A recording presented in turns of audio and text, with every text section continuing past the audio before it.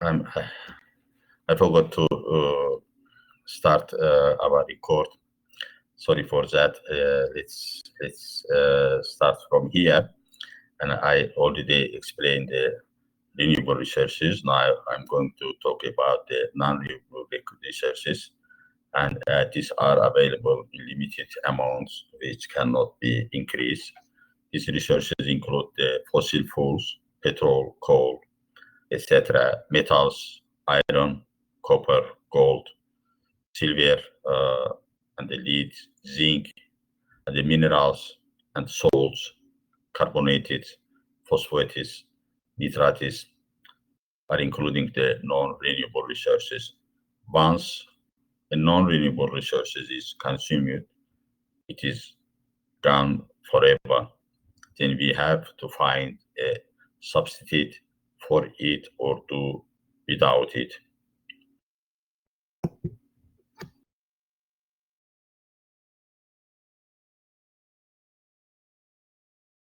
And now I want to give you some other classification.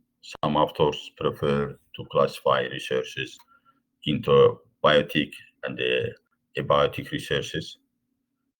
And what this means, the biotic resources? Biotic resources, this is living resources, forests, agriculture, fish, and the wildlife that are able to reproduce and replace and to increase. Abiotic resources, and these are non-living resources, and the petrol, land, minerals that are not able to replace themselves or do so at such a slow rate that they are not useful to consider them in terms of the human life times.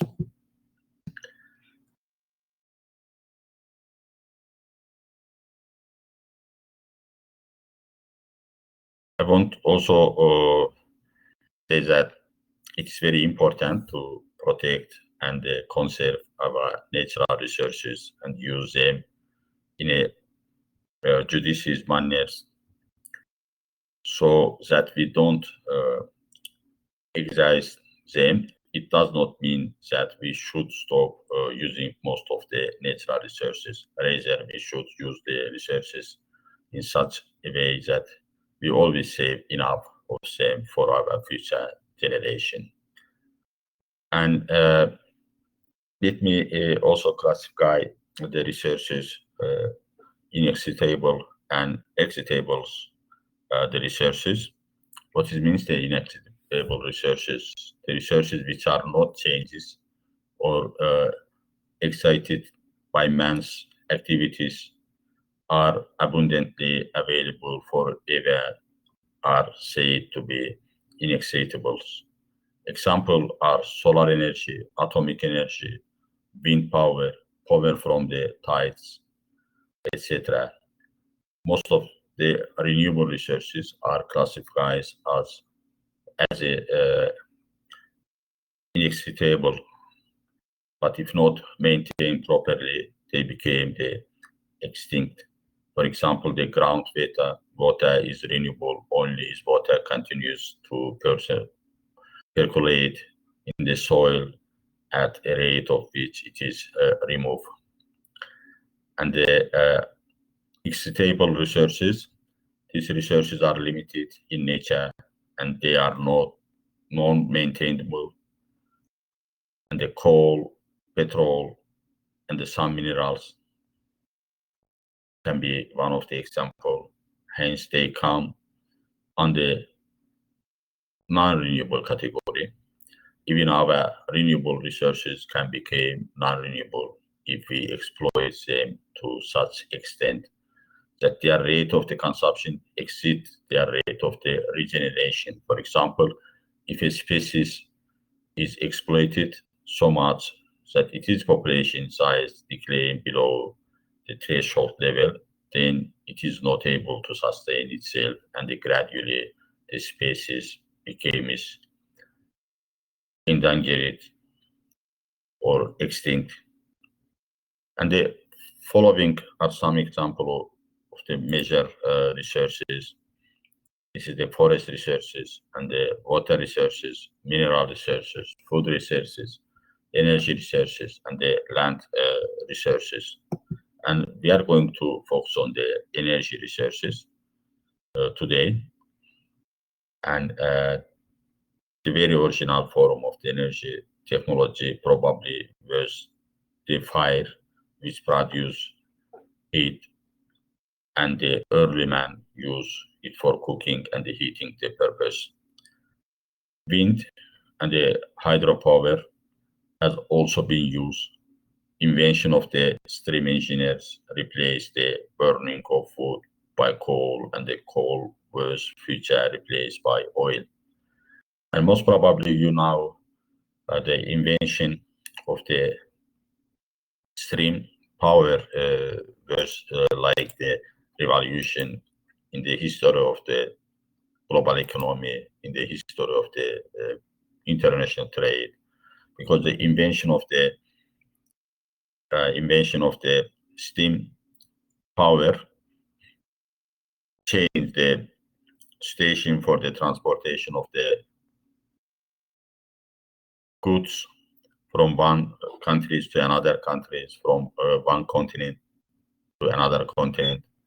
And after the invention of the steam powers, the reduce of the time for the transportation of the goods from Europe to United States, as well as reduce of the cost from the transportation from Europe to United States, and from United States to Europe. I want to say that invention of the steam power really was and the telegram also was a revolution in that time.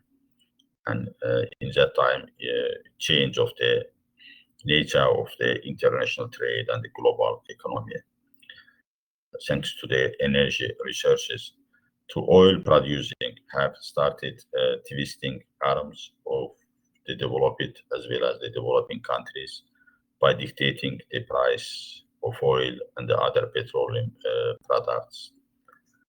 And let me share with you some information about the energy consumption.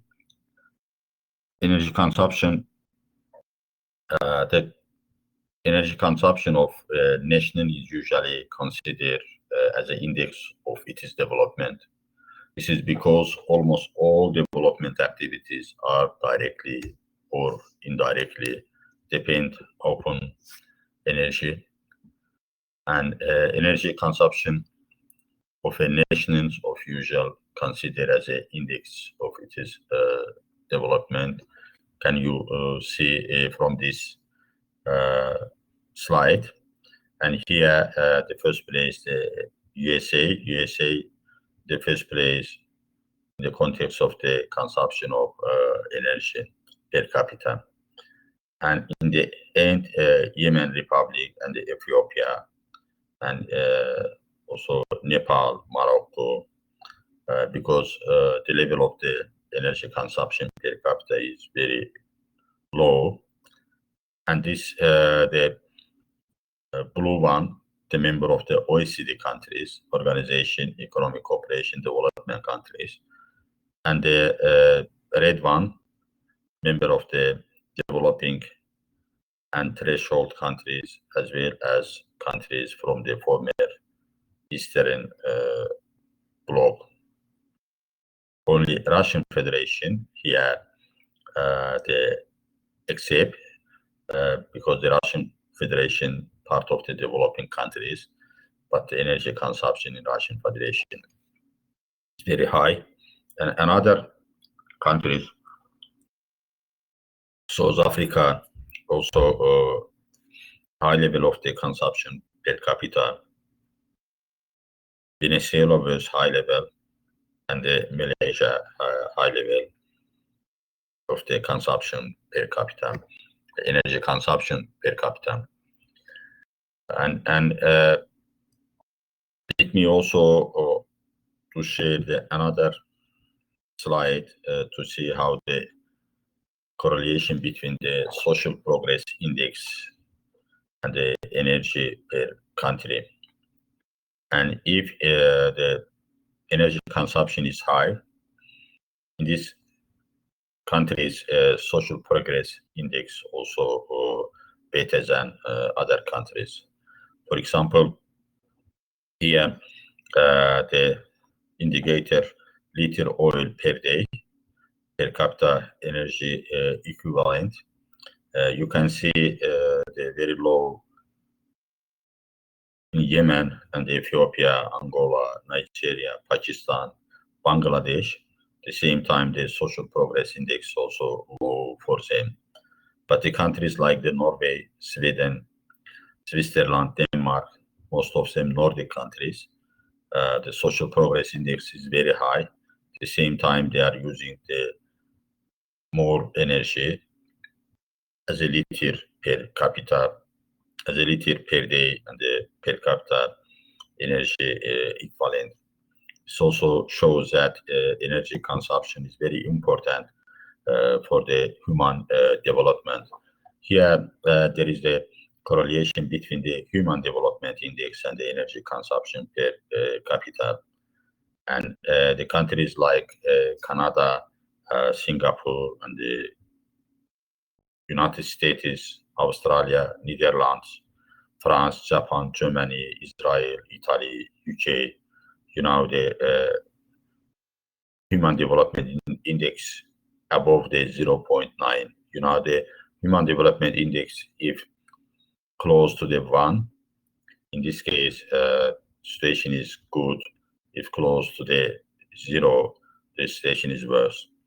But Nigeria, and the Kenya, Pakistan, even India, Egypt, the human development index low than other countries, even the Russia, Poland, and the Argentina. At the same time, the energy consumption also is low in those countries. And it means that there is the indirect link between the human development index and the energy consumption per capita. And if human development index, this is the direct, indirect the correlation. If human development index, direct correlation, human direct development index bad in this, it means that the energy consumption per capita also low. If human development index high, it means that the energy consumption per capita also high. And this shows that energy research is very, very important for the development, especially renewable energy, especially the solar energy, wind energy, hydropower energy, and the tidal energy, ocean thermal energy, geometral energy, and biomass, biogas, biofuels, very, very important for the future development for the developed countries. But the non-renewable energy source, also including the oil, gas, and coal, nuclear energy also makes sense because the countries like the Kuwait also very high, the human development index compared to other countries.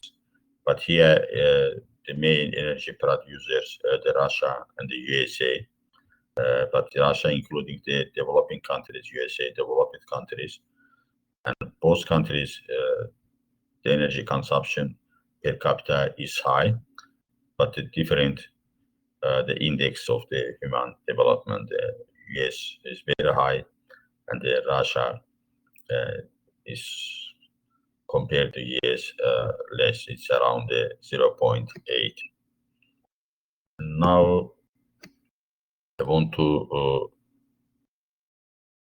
share with you some definition of the sustainable development and development which enables individuals and the communities in underdeveloped region of the world to rise living standard through profitable product consistent with the minimize adverse environmental effect.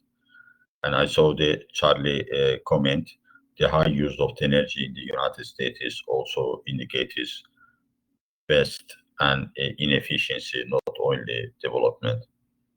Yes, we are going to talk about this problem, but I agree with you. I am going to also talk about the problem regarding the inefficiency and the waste use of the natural resources. Let me finalize this part of our presentation, and this part of the presentation focus on the sustainable development indicators and the concept and the definition. And you see sustainable development based on the different indicators, based on the rational exploration of the non-renewable resources, intensive use of the renewable resources, new behavior of the civilian society, integrate policy, environmental production and the consumption, conservation or natural stocks for the future generation, and the clean, sustainable production and the sustainable consumption. You can see here this pyramid in the top level. This is the building infrastructures, information, and the building economic capital, and then human social capital and the natural capital. But in this case, we are going to talk about the development, but it should also protect natural resources, ecosystem, and they should also protect the nature. And the sustainable development goals, I'm not going to talk about the goals, but there is a 17 goals, and one of them has a connection with the natural resources, and some of them has the connection with the environmental issues. For example, the certain protect the planet, and also life below water and the life on the land. One of the goals, responsible consumptions, and the clean energy. I think it's very, very important in the context of the environmental economics.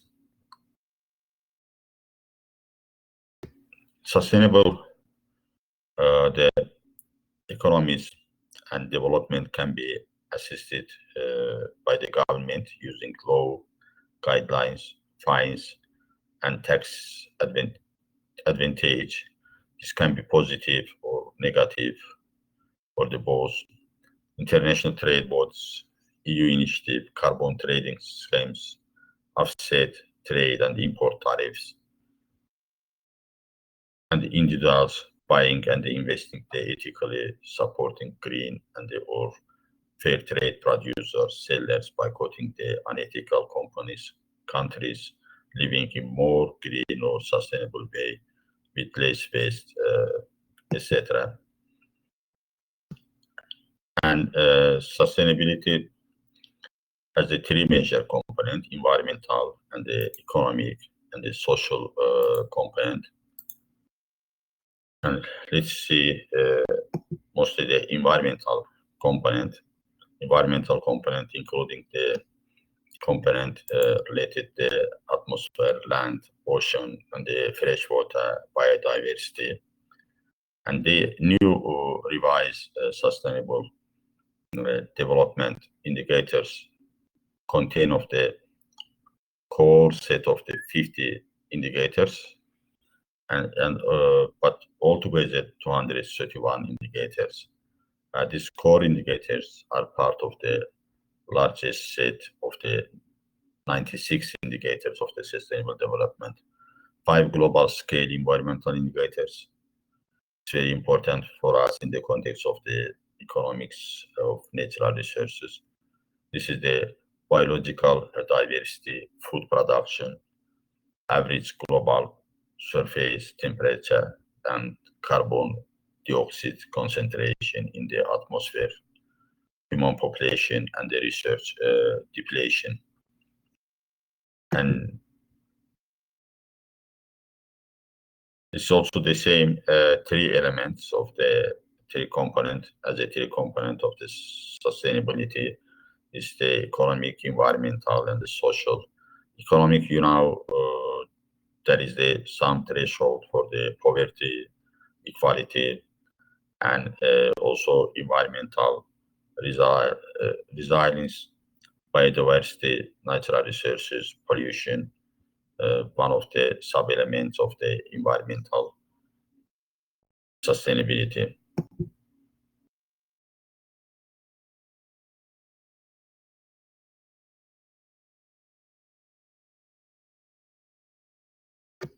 Environmental sustainability based on the some principle, reduce, it means to use the less of less resources, and reuse, it means use again these resources, and this risk cycle also one of the main elements. And the developing countries are really good at this, because you can see in the developing countries situation in the difference and developed countries. But Charlie also mentioned about the waste and inefficiency use of the natural resources in developing countries. The energy consumption per capita is low. It means that the waste also compared to the developing countries in the low. And it's very, very important to focus on the eco-efficiency use of these natural resources. It means that we should take into account that how the impact of this exploration of the natural resources to the environment, and also manufacturers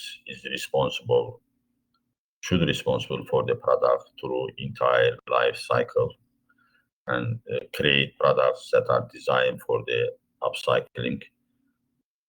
Also is very, very important. No waste, no less the waste. And let's see.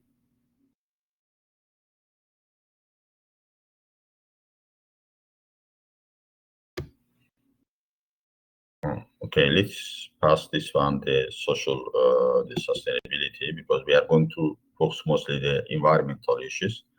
That's why I'm not going to stay here. And the economic sustainability have very close connection with the environmental sustainability, because one of the goals, low carbon growth, and the resource efficiency, as well as social also inclusivity. And in the end of this part, I want to say that the economic sustainability refers to practice that support long-term economic growth without the negatively impacting social, environmental, and the cultural aspect of the community. But now let's draw your attention the 5-pillar framework for the sustainable investment development, which is also very important in the context of the extractive industry. It means that one of the main pillar framework for the sustainable investment development, it should be transparent and the mutually beneficial legal framework. It should be the commitment to the long-term planning and the revenue management strategy to leverage investment for the development through infrastructure and the linkage, an approach that promotes human rights and the integrated development system to manage environmental risk and the impact. Let's see one by one all of these pillars. And first of all, transparent and mutually beneficial legal framework. A transparent domestic legal framework for investment in mutually beneficial is the host country, including its communities and the individuals, and to the investors. And robust and the transparent legal frameworks, which including the law, regulation, policies, administrative and the judicial decision and contracts should be implemented by the effective governmental institution, monitored by the civil society and adhered to by industry. Laws and the regulations that are developed and issued through open, inclusive, and the participatory process can minimize the opportunities for corruption, rent-seeking, self-interest conduct, and the opportunism in asymmetrical negotiation. In addition, the international legal system should encourage cooperation, regional and the global effort, while accommodating adequate domestic level policy space so that the government can regulate international investment for public interest purpose. Finally, transparent, independent, and the coherent domestic and international grievance mediation and dispute settlement mechanism should ensure access to the justice and promote responsible investment that benefit the sustainable development.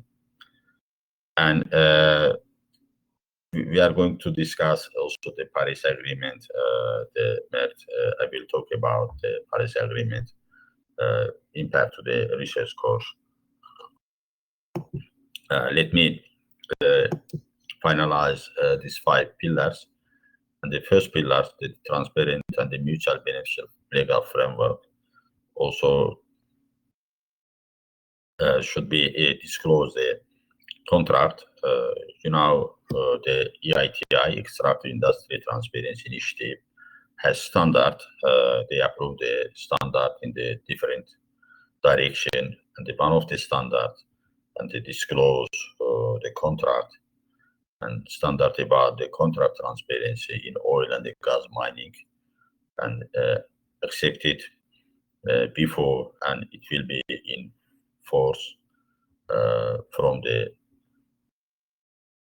January 1st, 2021, in 23 days, and the 55 countries will be required to publish new and amendment contracts in line with the EITS standard. And ahead of the game-changing deadline for the contract disclosures campaign to highlight progress and the opportunity for contract transparency in oil and gas and the mining sector. This is very important. I know that it was a long discussion about the open deals, publish contracts, disclose information about the legislation, legal framework, and including the laws, regulations, policies, administrative, and the judicial decision, as well as the contract. Contract is very, very important document for the regulation, the activities in extractive industries, because the contract, this is a general document, and they disclose all of the information. That's why open the deals and they disclose the contract is very important. 55 countries, most of them the developing countries, research rich countries, they are going to publish contract, publish production sharing agreement and the concession agreement next year. It's really a very good contribution by the Extract Industries Transparency Initiative International Coalition for the development of the transparent and the mutual beneficial legal framework.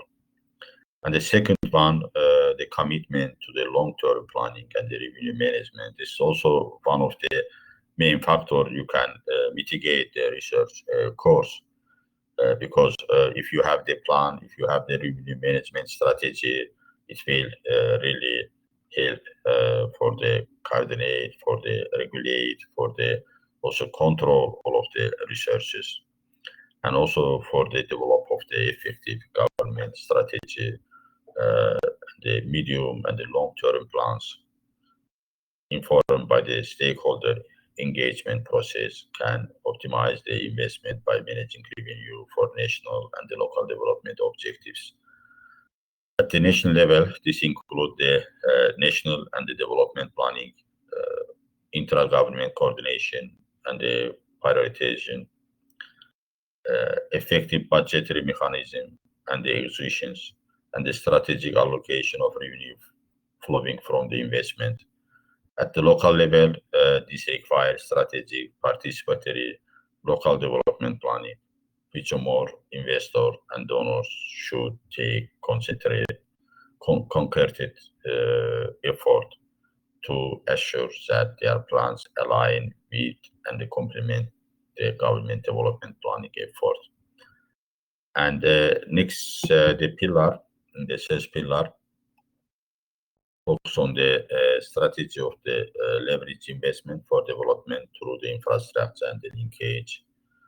And it means that the regulatory, operational, and the institutional models should promote the pragmatic, cooperative, and the mutual beneficial strategies for assessing and meeting the infrastructure needs both of the public and of investors. Enforceable policies and enabling environment should allow, facilitate, and strengthen linkage between the investment and the local economy, including as relevant the procurement of the local goods and service, training and the employment of the local workers, knowledge and the technology transfer, and the creation of the economically rational value addition industries. Shared infrastructure platform and the industry linkage can reduce costs, improve access, create scale economies, and promote broad-based social economic development. It's very important in the local content, and because the local content has also positive effect to the development of the local economy, and it's also contribution to the social development at the local level, because it's created a new job, and it's also new orders for the local entrepreneurs. And there is, in this context, they can order some service and some goods, as well as they can also transfer technology from the international level to the local level for future development.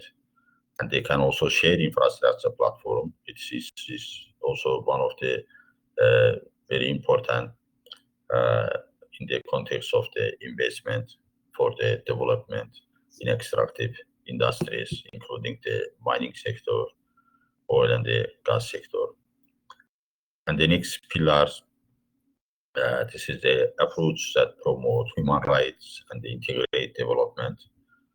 The home and the host government must protect, and the investors must respect human rights affected by the investment, while enabling the participation and the inclusion of the people and the communities, and providing effective remedies for the potential breaches.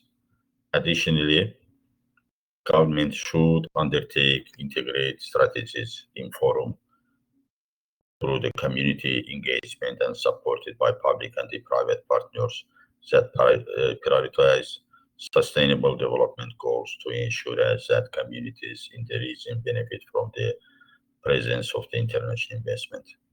But you most probably know that the business rights, and this is one of the also main institution of the UN. They have some mandate based on the business right, including the extractive industries. They protect of the human right affected by the investment. In this case, I want to say that the human right affected the investment, also one of the main right in the extractive industries. And the last one, the system of the management environmental risk, the risk management. Environmental protection should be incorporated into relevant government policies prior to the design or approval of the investment. These policies should address systematic environmental challenges such as the climate change, water management, biodiversity conservation, deforestation, and the protection of the global commons, including in accordance with the relevant international treaties. An environmental management system, both generally and the project level, should facilitate multi-stakeholder capacity to anticipate, manage, mitigate, and adapt to the cumulative environmental impact and the challenges in the region. All stakeholders, including the home and the host government and investors, should strive to continuously improve the relevant capacity and the standard. That's all I want to share with you as a five pillar framework for the sustainable investment development. Now I'm going to go to the last part of our presentation, but I want to ask you what has changed in the mining sector around the sustainable development in the last 10 years, and what can we learn from this change, and how do we drive future change in extractive sector. But I'm not going to ask you now, but I'm going to share with you some slide, and then we will ask these key questions. And I'm going to talk about the mining and its impact to the environment. And could you share some adverse impact of the mining to the environment? What kind of the impact the negative impact to the environment by the mining sector?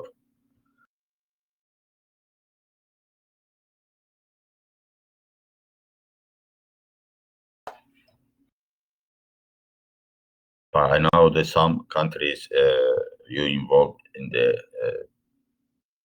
oil and the gas sector, but there is the different impact, oil and the gas sectors and the mining sector.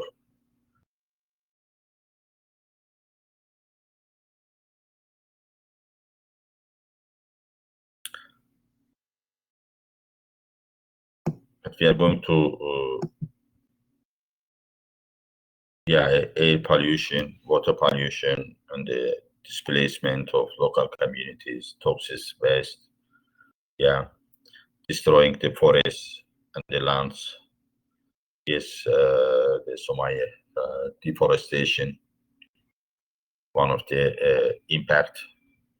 The really, you can see here in this picture also, there is no forest. They destroyed the forest, and we are going to focus on some of impacts of the environmental impact of the mining. We are going to talk about also some oil spills in the world. This is the deforestation impact of the mining sector. This is the picture from the Malaysia logging and the jungle burn for the agriculture in the southern Mexico. And most probably you also observe the situation in the California, and every year burned the forest in the California created a lot of the negative impact to the humanity and the environment as well. And the burning forest and decay of woods after the logging contribute the release of the greenhouse gases. Loss of the biodiversity.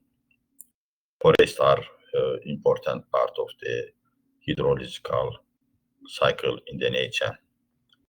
And the Turkey also add mountain and the forest disappear in the Burma from the jade mining, and the landslide kills hundreds of the people annually.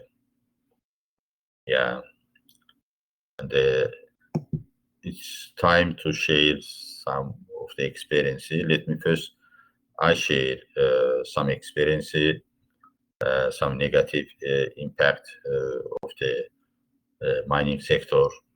For example, the land soil erosions, formation of the sinkholes, loss of the biodiversity in this area, also destruction of the flora and the fauna, contamination of groundwaters by chemical from the mining process.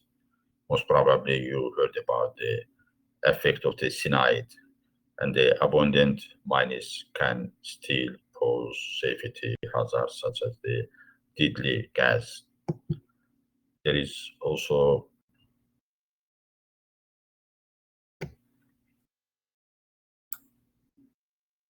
some picture about the environmental impact of the mining.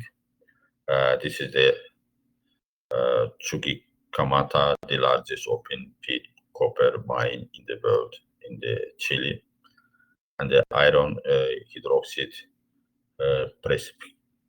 precipitate stains of stream receiving acid drainage from the surface, the coal mining, and also shows that how the environment suffered of mining sector.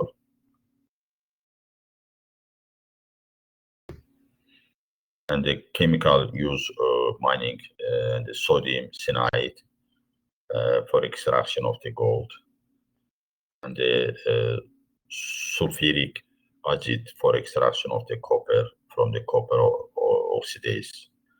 If these chemicals are not handled properly, serious environmental impact may occur to the neighboring environment. Let me give you some example.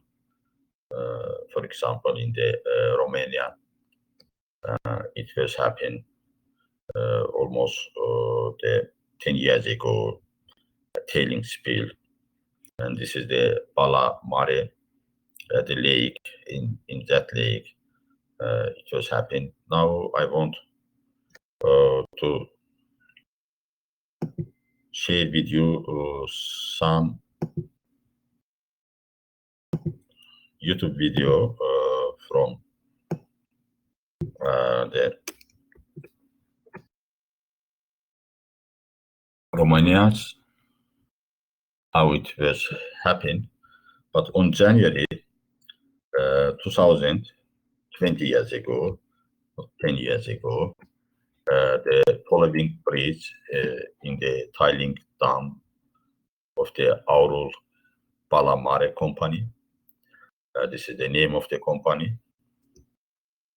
A major spill of the cyanide-rich tiling waste was released into the river system near Palamare in the northwest Romania. And in February 2000, an upstream tailings dams at the Palamare gold mine in the Maramureş country, Romania, failed. The failure is thought to have been caused by the combination of poor design and frozen operating condition and the heavy rain and the snow, which resulted the overtopping. 2 months later, this failure was followed by another upstream dam failure at the nearby Borsalit and the zinc mine, which also occurred as a result of overtopping. And these two incidents released more than 200 cubic meters, 200,000 cubic meters of the contaminated water and the 40,000 tons of the tailings into tributaries of the Tisa River, a major tributary of the Danube. The Palamare spill was the most damaging of the two failures. releasing the 50 to 100 tons of the cyanide, as well as the copper and other heavy metals, making it the worst environmental disaster in the Europe since the Chernobyl. Let's watch some the video materials. Maybe it will help us to understand what happened in the Balamarian in Romania.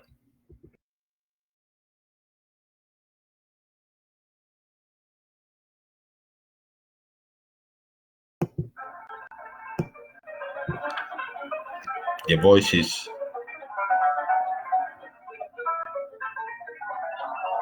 acceptable.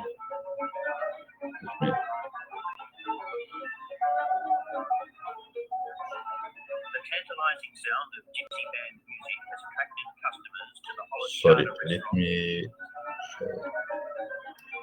Which means Sheila suffers from resting squint face. Do you? My eye doctor has secure a professional eye. Sorry, just I need to stop this one. Need to another one.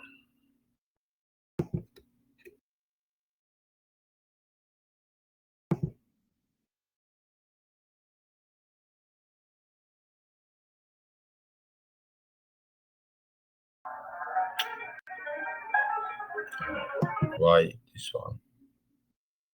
Should put. I was asleep before. Now I'm awake. If you don't stand up for yourself, who will?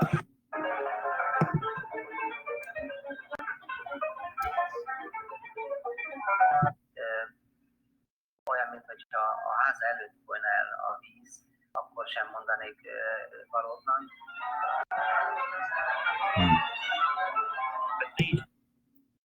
I think this is the same, but with the music.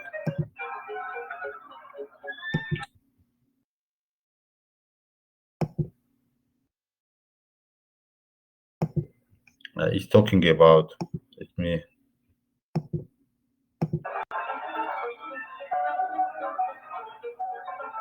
The tantalizing sound of gypsy band music has attracted customers to the Holoshada restaurant. Has attracted customers to the Holoshada restaurant for years. It's the best-known fish restaurant in the tourist town of Szeged on the banks of the Tisza. In the past, Hungarian tourists have come here just to experience the house specialty, a rich fish soup made entirely of local product. Put simply, this restaurant celebrates the Tisza River.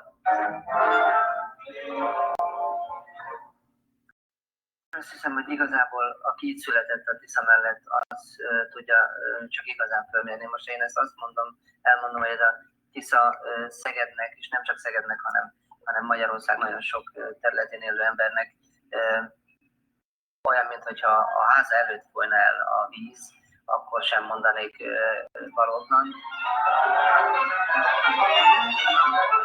But these days, the waiters outnumber the customers. On this Thursday night, 11 staff booked after just 9 diners. Ordinarily, it would have been booked out. Hát, mint az előbb említett okok miatt elsősorban gondolom, hogy az emberek gondolkodás módjában van elültetve ez a ciános haltól való félelem, és ezért nem esznek egyet. Tehát inkább úgy mondanám, hogy egyáltalán nem esznek valamit. Hát gondoltuk, hogy ennek lesz valami hatása az üzletmenetre, de hogy ekkora hatással lett volna, ezt azért mégsem.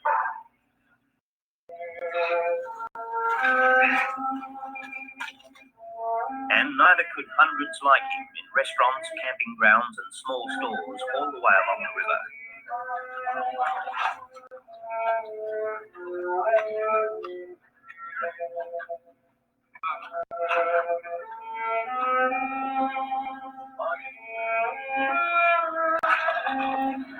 Therefore,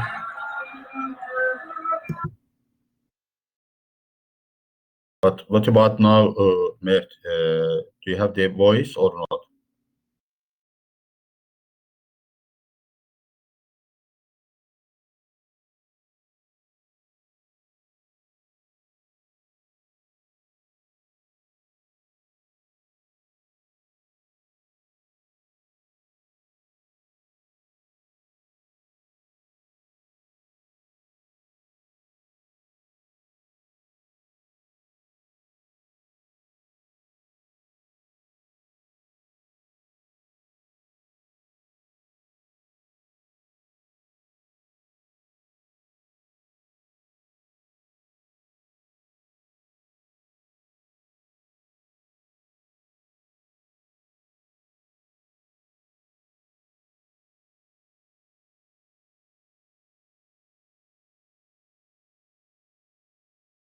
You have the noise, yes?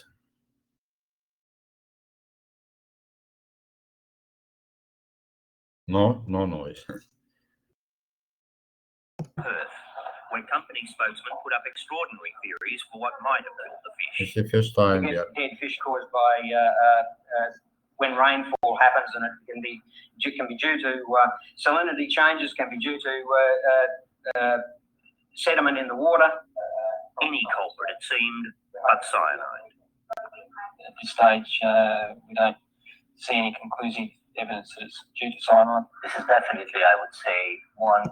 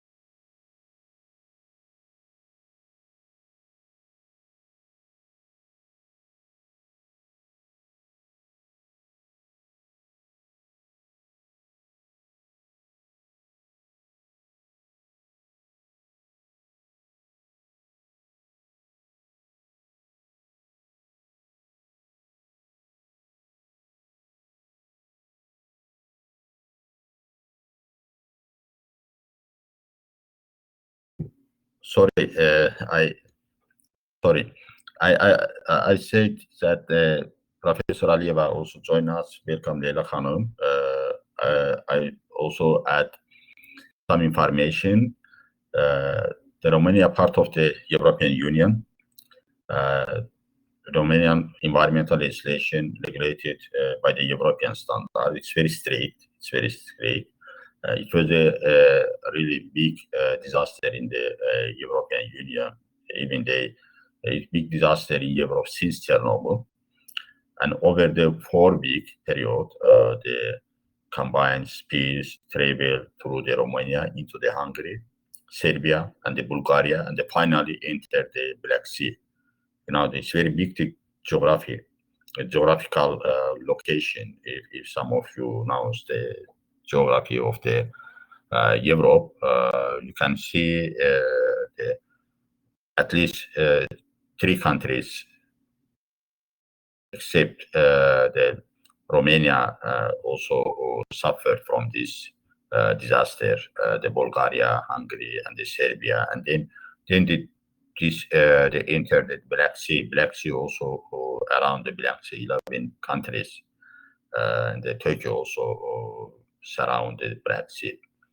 And I want to say that really this killed the flora and the fauna in the central Tija River. This is also very important river in the Romania, and fish were killed in the plume or died and poisoned the fish in river, in the lake, in other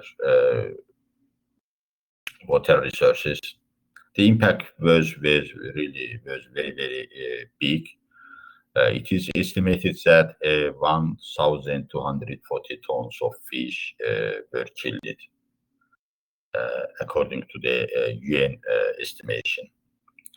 An international task force chaired by the European Commission was created to assess the damage and the purpose remedial action. The task force insisted on the necessity of the providing adequate emergency storage facilities, and recommended that new tiling storage facilities should not be allowed to store water and the slurry containing cyanide in the tailing ponds open to the elements. And another the disaster also related to extractive industries. It was in the Exxon Valdez. Most probably you heard about this disaster, oil spills from the tankers. In the 1989, an oil tanker named Exxon Valdez spilled 39 million gallons of oil into the Prince William Sounds in the Alaska. The spill devastated the marine environment and called into the question the acceptability of the oil industry. It was a key event in the history of the environmental movement. And let me also share with you the video. The short video also shows these disasters, oil spills.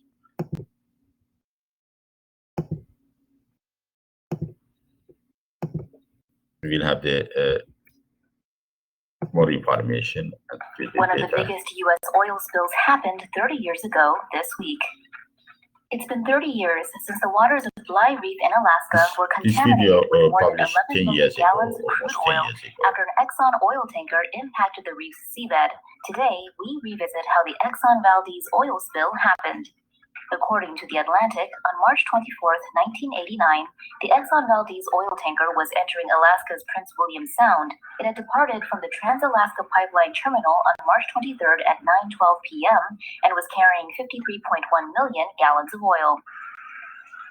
At 12:04 a.m., the tanker slammed into Bly Reef, tearing open its hull and spilling 11 million gallons of oil into the water and the surrounding environment. That's the equivalent of 17 Olympic-sized swimming pools. According to Scientific American, nearly 2,000 kilometers of the shoreline were contaminated. Wildlife in the area was also severely damaged. Thousands of otters, harbor seals, seabirds, and fish were killed. According to the Environmental Protection Agency, 3 methods were used to clean up the spill: burning the oil on the water surface, mechanical cleanup via oil skimmers, and chemical dispersants. High-pressure hot water was also used.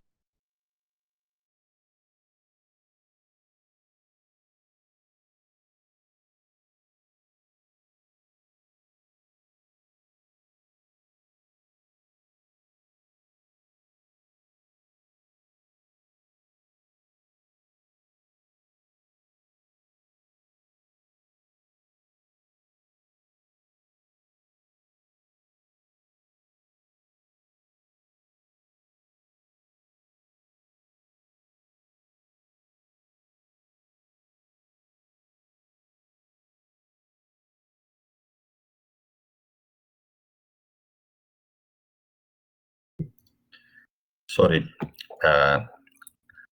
I mute my microphone late, but I hope you understand. It was brief information about the Exxon Valdez disaster, oil spills from the tankers. What was the response? The captain, the Joseph Hazelwood, was acquitted of being intoxicated while at the helm, but convicted on the misdemeanor charge of negligent discharge of oil, fined $50,000 and sentenced to 1,000 hours of the community service. And it was only the decision about the result of the Exxon Valdez disasters. And let me also share with you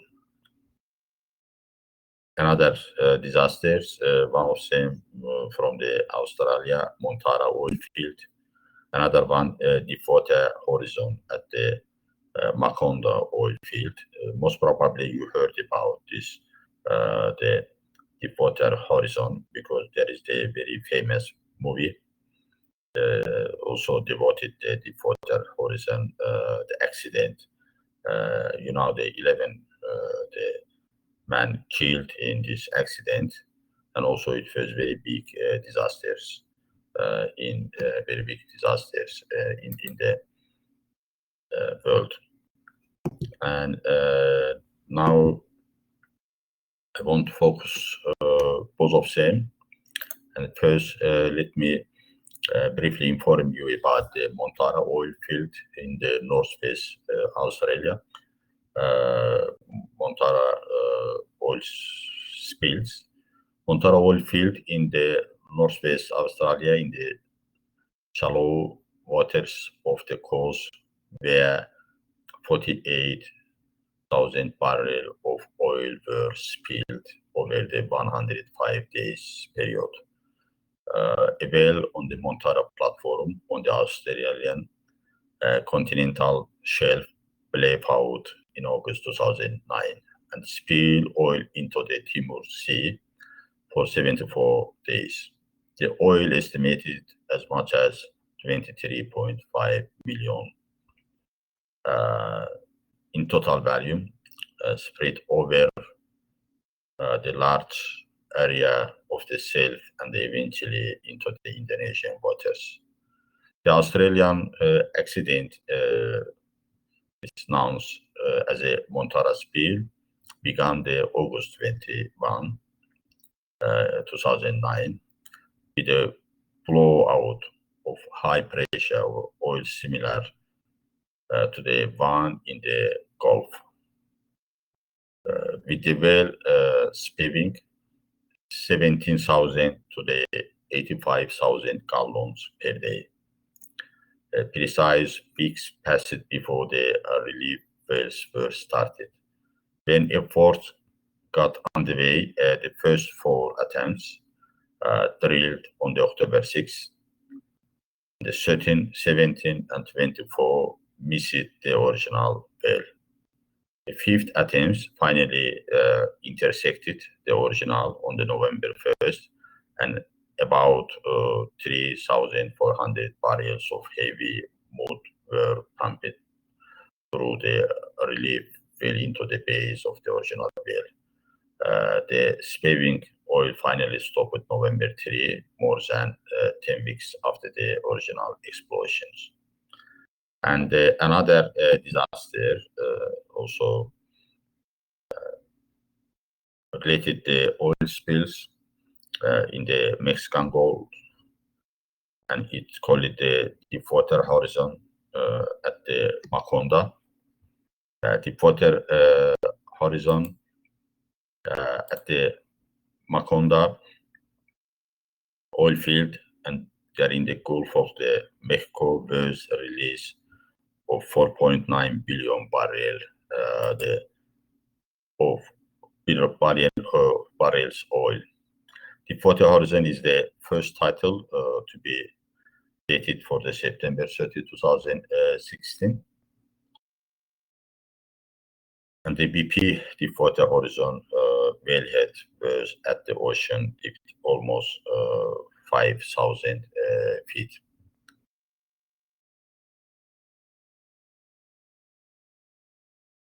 The Montara spill differed from the Gulf spill in some ways that made it easy to stop, and in other ways that made it harder to stop. To begin with, the Montara drilling platform was operating in the water that was 250 feet deeper, while in the deepwater horizon drilling rig leased by the BP was on the seabed 5,000 feet deeper. The Montara oil spill last year, and it was Montara oil spill. It was the after the Australia's search burst, after the tanker spills in 1975 and the 1991, it was from the offshore oil productions.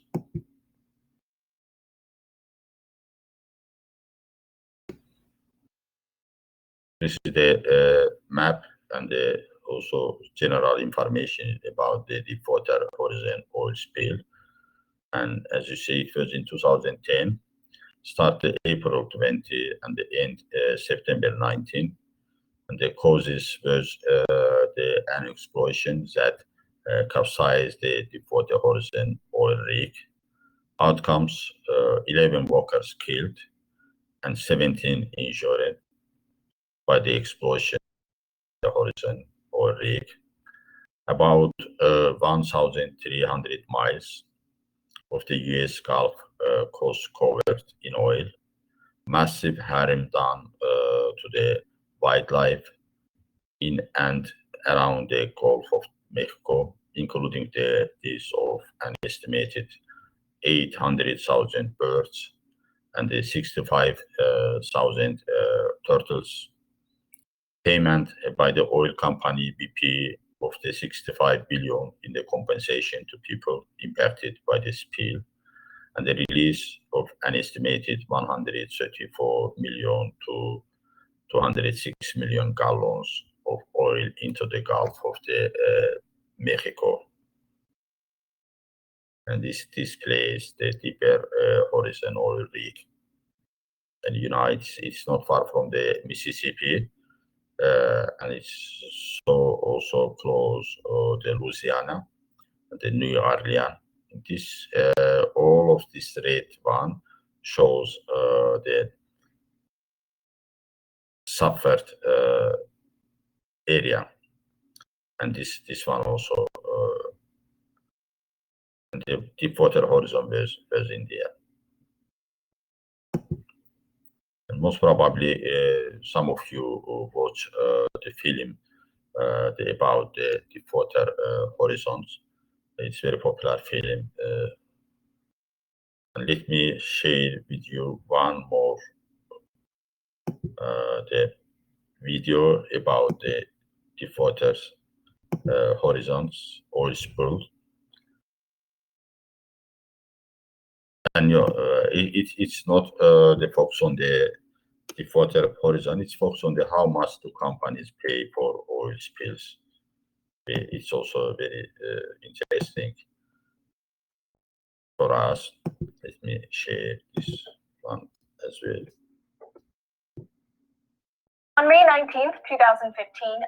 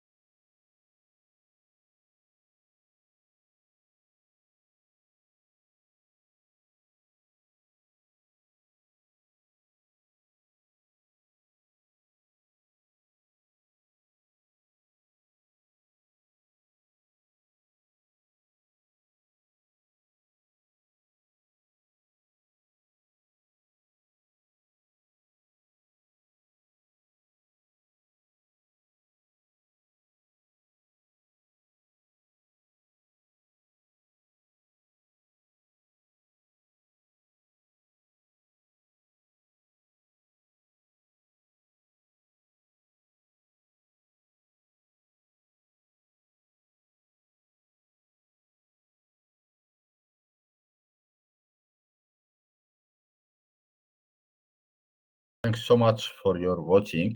Now I open the floor for the discussion. We saw the two and the three different the case. One disaster related to the mining sector in the Romania, and the gold sector, how they use the cyanoid and then poison the fish and the killed fish, and then how they spread the piling spill in other countries. But the Romania case, the EU environmental defenders and the EU environmental legislation also play a very important role to protect and also to impose the penalty against the companies. And you also saw another example, one of them come from the Australia, another two from the United States, one Alaska, another one in the Mexico Gulf. What's your impression? What do you think the policy response is acceptable in the context of the penalty, in the context of the, for example, in the Exxon Valdez, the captain imposed a penalty. He was also arrested. And what do you think about how we can protect the environment, how we can, as a countries, as a company, made a contribution in this process? And the Charlie, included opinion, BP's annual profit are around 4 billion. The fines are a small piece of their cost of doing the business. You saw how is the an adverse effect. Really, it was a big damage. But BP in this video shows that BP paid $30 billion the penalty, and the Exxon paid $5 billion penalty. Is there any additional case you can share with us, maybe from your experience? And the Jokai also focus on the one of the mining field has the negative impact of the forest, how the deforestation in the Burma. Could you briefly inform us, the Jokai, or some of you can share some information from your experience from the mining sector, from the oil sector, and how they have the impact to the environment, how we can protect environment, how we can, what kind of the response policy will be for the our common future for the protect of the environment.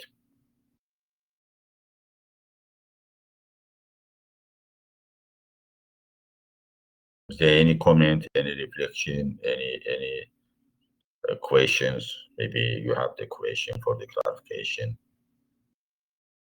Okay, I am waiting your the comment in the chat book, and the Charlie add one more comment. Also, big spills are more dramatic for the television. Waste product produced during the normal operation also has devastating effect on the environment and the human life. Nigeria and Ecuador are example, but there are many. Yeah, I agree with you. Let's wait to a comment, and then we will continue our discussion.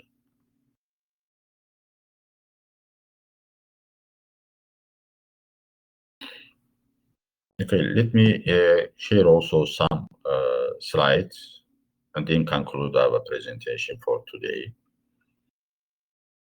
And you know, the unconventional gas, this is another environmental challenge. And the unconventional gas is typically more greenhouse gas intensive at the site of the extraction. Gas often needs to be flared, and what I mean by that, it is released to the atmosphere, and there is also the greater energy demand due to the compressions for the transportation. And the global carbon dioxide and the total greenhouse gas data shows that per unit of the production emission have been steady. But in North America, where unconventional gas has taken hold, the emission are actually increasing. In United States, I mean, and the unconventional gas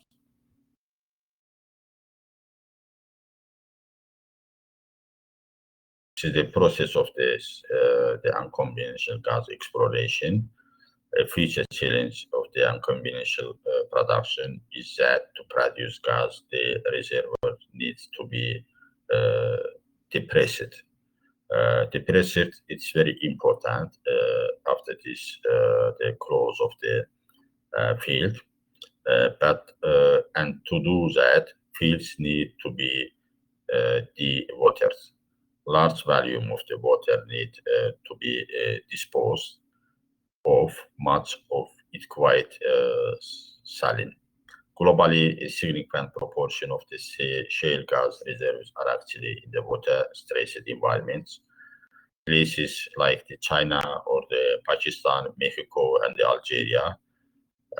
In conclusion, there are mixed trends when we look at some of the key environmental challenges associated with the oil and the gas, the extraction. And also, there is another environmental challenges in the world. And, the atmosphere contains several gases, carbon dioxide and the nitrous oxide, and the methane and some industrial chemicals that have the property that they trap heat that would be radiated from Earth into space, but for those chemicals being in the atmosphere. And the higher the concentration of those so-called the greenhouse gas, the warmer the planet. Human activity, principally burning fossil fuels and also deforesting major areas of the world, thereby releasing the carbon dioxide from the trees themselves and from the soils, has already led a rise of the Earth's temperature of more than 1 degree Celsius compared to the average temperature at the beginning of the Industrial Revolution around the 1800s. And Merit also mentioned about the Paris Agreement. The Paris Agreement on the climate change is a good contribution in this context, because there is the change of the temperature and warming, one of the main destruction of the ecosystem. It also has the impact to flora and the fauna. Here you can see also some dangers, including the climate change, have finally been recognized in the world's political system. It was the first time the Rio Earth Summit to adopt the framework convention. In that time, the governments of the world came together and the so-called UN Framework Convention of the Climate Change to set the basic parameters of the humanity-wide response to this danger. And in 2015, in December, the 193 UN member states signed the Paris Climate Agreement in Paris, in the negotiation deciding to set firmly and formally goal of avoiding the 2-degree rise of the temperature, and indeed aiming to keep global temperatures the increase well below 2 degrees Celsius, and even to aim keep the temperature rise below the 1.5 degrees Celsius. Scientists have created a concept called the carbon budget, which tells us with some probability estimate how much more carbon dioxide can be emitted and still remain within the targets that have been agreed in the Paris Agreement.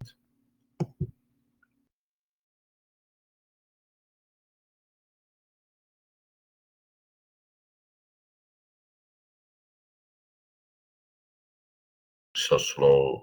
This is also one of the impact of the rising the temperature.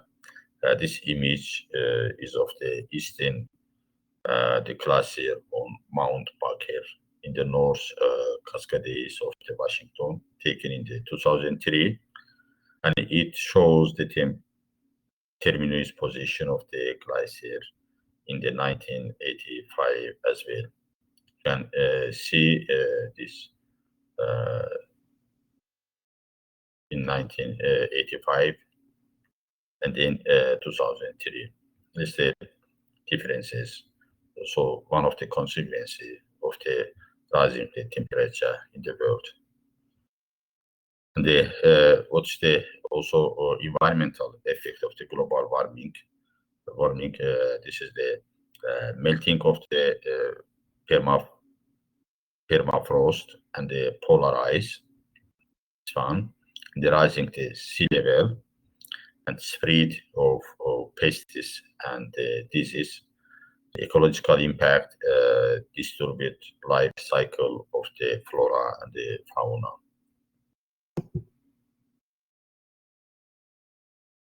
And the shows how the temperature increase in the globally. This is the prediction 2070 and the 2100 prediction versus 1960 and the 1990 average. And you can see the whole the world, the globally warming predicted for the future.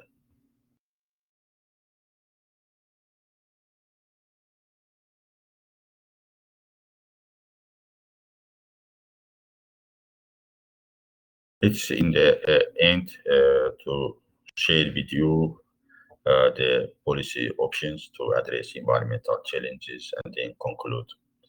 There are the 7 different types of the regulation, the international standards, the legal instruments, norms, and the frameworks. And the Paris Agreement also one of the international standards. For example, the EITI, Extracted Industry Transparency Initiative, also one of the international standards.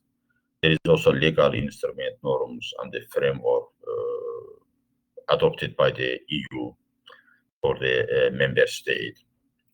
And there is the industry standard, also the multinational companies, they adopted the industry standard, which are usually adopted by the also industry association, not only it's the union of the some the extract industry, mining industries, oil and the gas industries, for example, OPEC and others. And also there is also the global union of the mining. They can adopt the industry standard for the member companies. And also the multinational companies, they have the industry standards. And the corporate standards and the policy in generally can be one of the policy options to address the environmental challenges. The government regulation in the local level, which we will talk more about in a moment. The government, every government have the set of the standards and the also legislation framework and norms. They adopted some law for the protect of the environment. There is also they can also use some tax as a tools for the regulation of the environmental damage. And the conditions on finance and the share market activism can be one of the policy options to address the environmental challenges.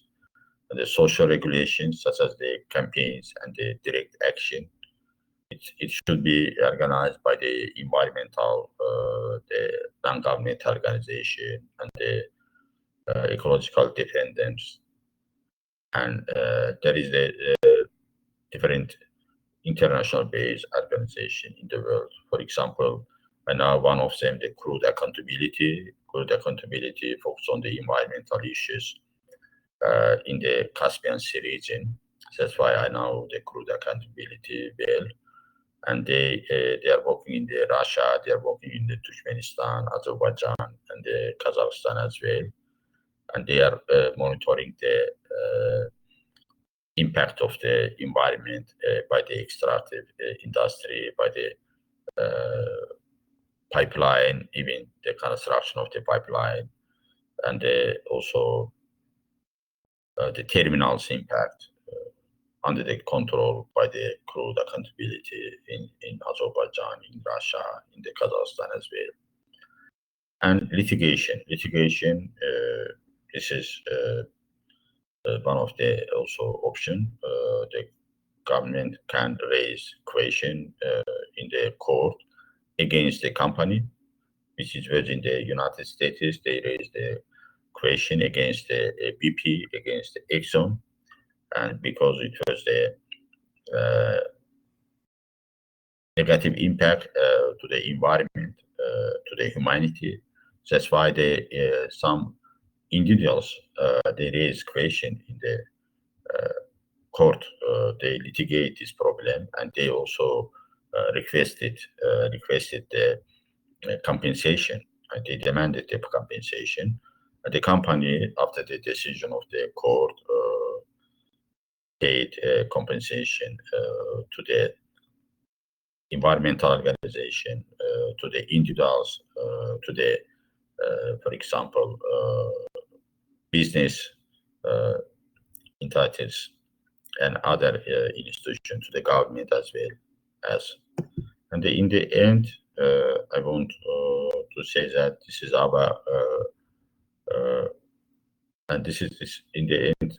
Let me also add the additional information, the government regulation, and looking at the government regulation in more detail. National, provincial, and the local governments use law and the policy to prescribe conduct. Sometimes this is known as the command and the control regulation. They can pursue the behavior. Sometimes it's known as a successive instrument, or they can incentivize behavior. Sometimes known as a market-based instrument. An example of the command and the control instrument, or command and the control of the regulation in the extractive industries, is says the requirement to develop of the environmental impact assessment, or to develop a closure plan. An example of the market-based instrument might be a rehabilitation bond, where the company puts up surrogate to the government, so that the government has confidence that the rehabilitation will be undertaken upon the closure.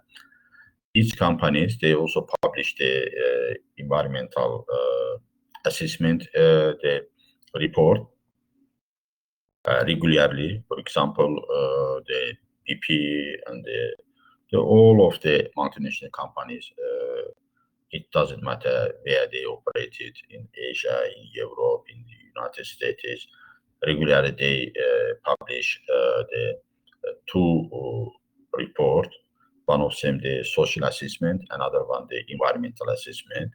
And they also should discuss this report with the participation of the environmental organization. As you see, there is also different approach of the government regulation, as well as the government also should work together with the company to protect of our common future. Our common future is very important, and for the common future also should work the international organization, and this is the command and the control regulation and international convention, which was the United States Oil Pollution Act in 1990 imposed deadline for the phasing out of the single tankers. and the second was command and control regulation. Third was on the international convention. The International Maritime Organization mandatorily required double hull technology. It was actually the combination of these various pressures that resulted in the desired policy outcomes. This was adopted after the oil spills, but before the International Maritime Organization didn't involve this process. Now they mandatorily require double hull technology. This is very important to protect also to stop of the oil spills.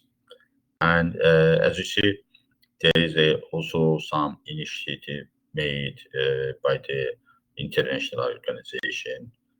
They also try to contribute to the environmental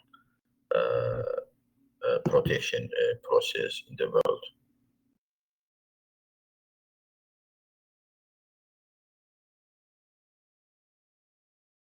And I said in the end, I want to share free access and the unrestricted demand for finite research ultimately dooms the research through over the exploration. Release carbon dioxide into the atmosphere is one of the examples, as everyone can release carbon dioxide into the atmosphere. With the little personal consequences, people tend to care very little about the limiting its emission. Overfishing in the open sea is another example. If everyone with a fishing boat can fish as much as they like, they will eventually drive the fish stock to the commercially extinct. That's all I wanted to share with you. Thank you so much for your attention and the patience. Now 5 minutes left, and I would like to open the floor for the questions and the comments and for the clarification.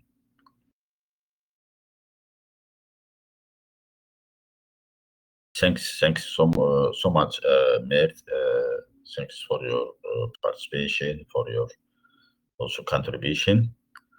And as I said, when we start this discussion, I am not environmentalist, but really I like the environment. I also, when I was the member of the Extract Industry Transparency Initiative, I work in this direction, very productive. And the one of also question raised by me was about the environmental disclosed environmental payment, and it was accepted by the International Board of the EITI.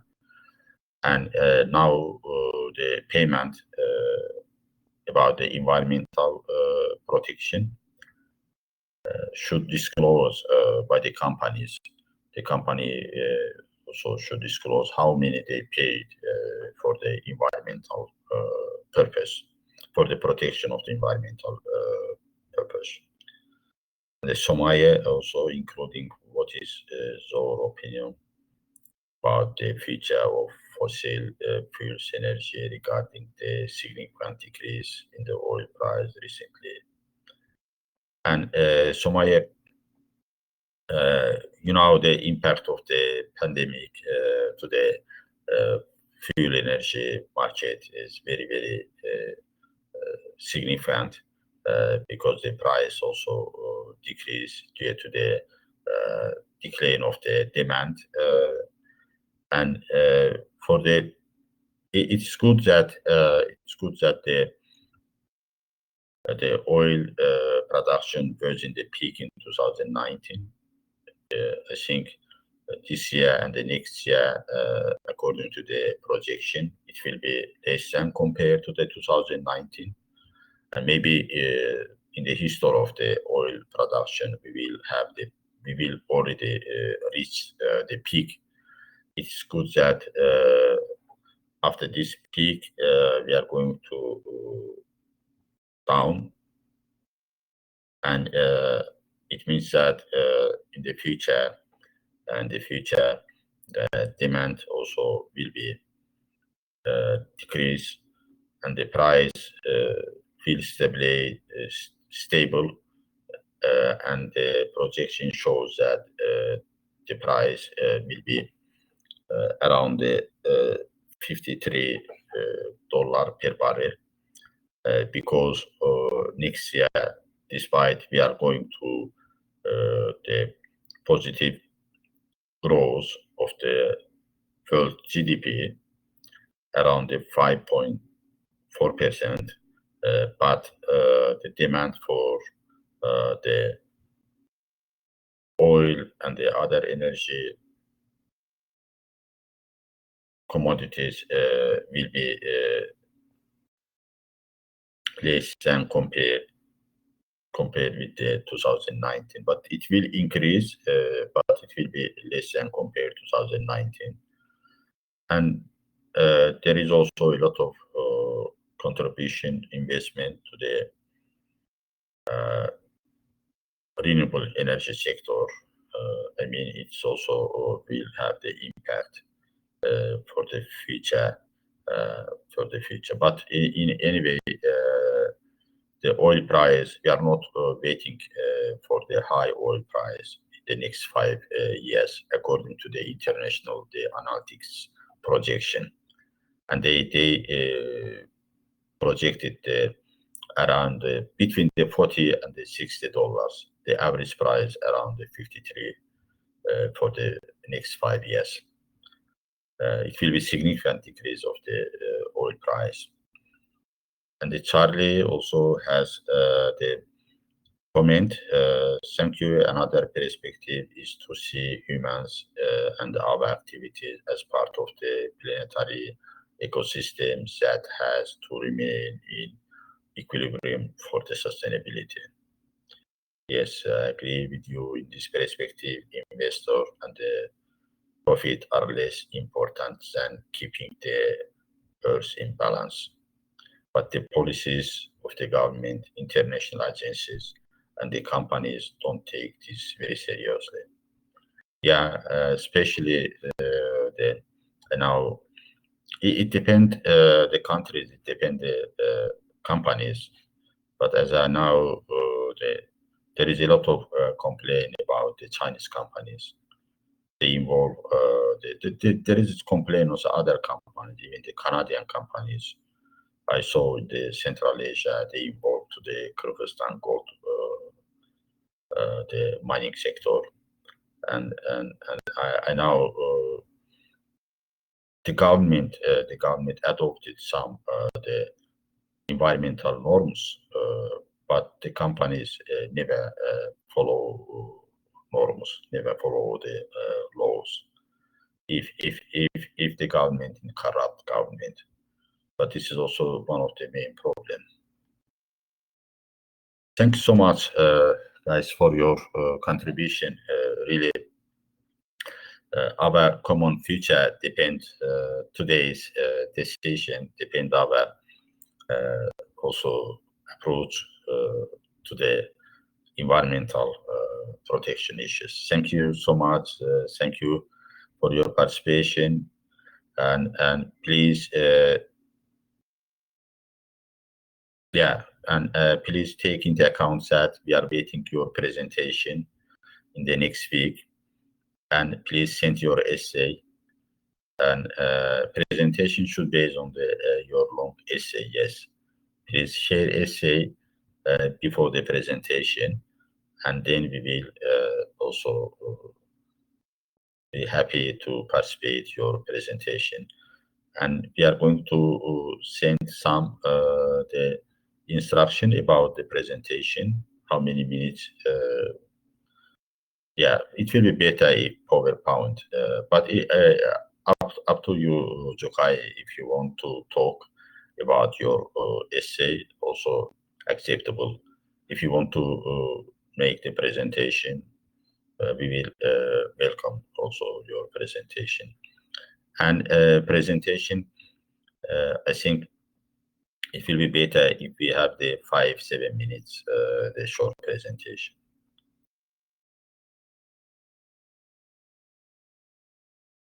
Yes, yes, the Mert, please submit your long essay and the presentation before the next class.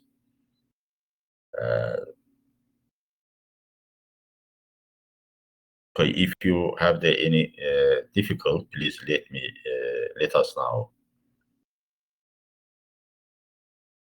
Thanks, Mert. Thanks. Bye. Have a great day and great week ahead. Please, Mert. I am here. The Professor Alieva here. You can ask.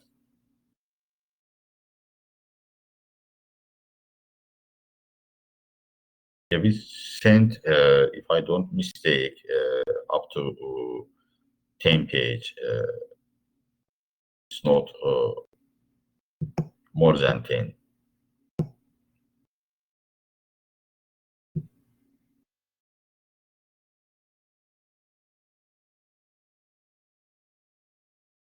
Yeah, no more than 10 pages.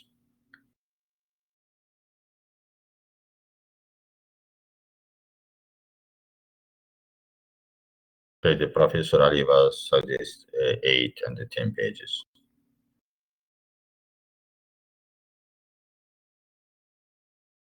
And Jokai already submitted his long essay. We'll read. If you have any question after the review, we will send back. Thank you, Mert.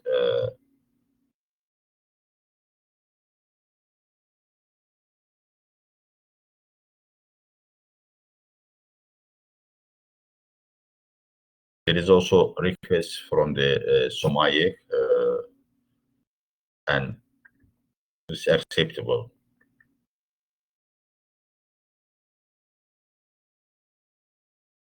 We prefer to receive both of them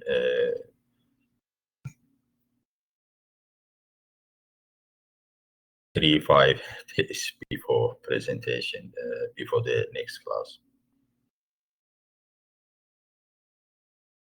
Yeah, by Sunday also acceptable. Okay.